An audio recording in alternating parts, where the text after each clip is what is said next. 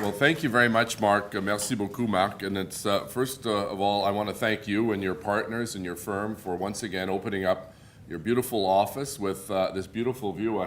I joked a little bit. He's going to lose the view. There's a hotel being built up there. Sorry about that. Catherine voted for that. I fought it all the way, but you know, she wanted more density, and you lose your view. That's not true. Alors, c'est un plaisir pour moi d'être ici avec mes collègues Catherine et Mathieu, Stéphane Giguère, le président de OCH, and Wayne, the president of the foundation. Thank you all very much. And prospective and past employers of the Youth Futures program, thank you for coming out in such good numbers. This is one of these events I always look forward to because it's an opportunity to hear, not from me, but from some of the participants of the program, and how it's really helped to change and improve their lives. You know, think back to those people who are prospective employers here today. Think back on when you were trying to find that very first summer job. It was tough. It's not always easy. You know, you have that dilemma of you can't get a job because you don't have experience, and you don't have experience because you can't get a job. And many of us over the years had parents who maybe had some contacts and opportunities within their own company or a friend's company. But a lot of people who live in Ottawa community housing communities don't have that kind of a network that can actually pick up the phone or send an email and say, listen, could you think of hiring my son or daughter? So Youth Futures is an opportunity really to give young people who don't always have the breaks in life that some of us have had a real opportunity to find out about college or university, to learn a little bit more about leadership skills, to get that first paycheck, and so on. So to Mark and his team, thank you for allowing us the opportunity to boast a little bit about this great program, and I'm glad you mentioned Professor Caroline Andrews, who was really the driving force behind this program many years ago. The City of Ottawa is proud to be a partner in the Youth Futures program, and we hire a number of students from the program because it is one of these great examples where we're not operating in silos, but we're actually working throughout the community, whether it's the City of Ottawa or the 4 post-secondary institutions or Ottawa Community Housing or the private sector. And I've had an opportunity over the years to speak to a number of the Youth Futures graduates and attending some of their events. And I think when you see some of the pictures behind me, you realize it's a learning experience, but it's also a fun experience. And they've shared inspiring stories of growth, of doors open for them, and the first steps taken on a path towards a brighter future.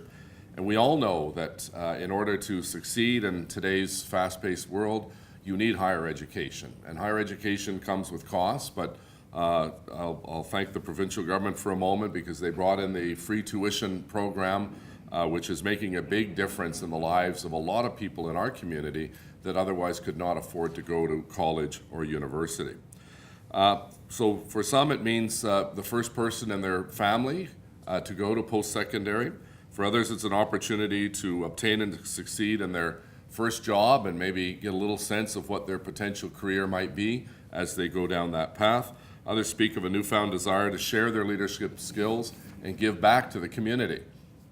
Parents talk about their children becoming confident and engaged young adults with the skills to build their own futures. The impact on individual lives speaks volumes, and the program is currently undergoing an expansion to its participant base that's unprecedented in its 8-year history.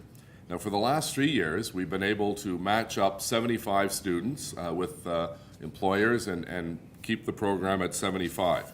This year, I'm very pleased to see that it's going to go to 90. So we'll be able to help another 15 students, which is great news. And next year, the program has lofty goals of reaching 150. We hope they'd reach 150 in the 150th anniversary year, but we're off by a year, but that's okay. We don't want to jump too quick and too fast. But imagine that 150 young people in our community given that opportunity to learn about university or college or a skilled trade or simply just meet new friends in the course of the whole program.